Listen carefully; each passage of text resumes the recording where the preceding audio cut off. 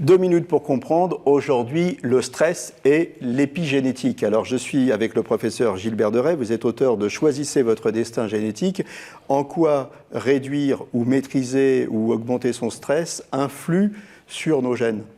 Alors, votre stress va modifier votre état épigénétique, c'est parfaitement montré. Et le problème, c'est que le stress répété va induire des modifications de votre code ADN dans son expression qui font que vous allez développer des maladies. Alors, vous allez avoir un risque d'infarctus plus important et un risque de récidive du cancer plus important.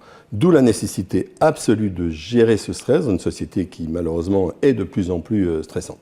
Au départ, le stress, ça nous a servi pour nous sauver la vie. C'était pour fuir. On n'a plus besoin de fuir maintenant. Il n'y a pas de tigre dans votre salle de bain.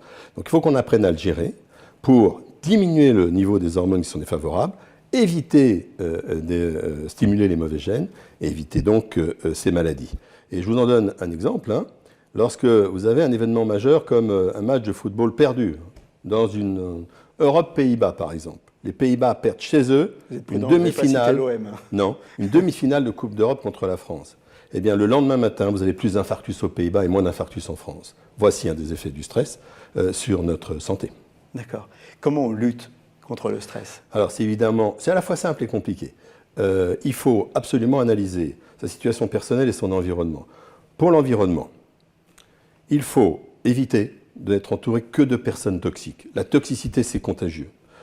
Le bonheur, c'est contagieux également. Je l'emploie sous un angle purement médical. Donc, il faut réfléchir à qui nous entoure. Et puis, il faut également, sur le lieu du travail, faire en sorte qu'on ne soit pas en situation de burn-out complet. Quant à l'aspect personnel, il faut utiliser les méthodes modernes, c'est-à-dire tai chi, qigong, méditation. Voilà, protégez-vous des personnes toxiques, fuyez-les, c'est très bon pour votre stress. Merci.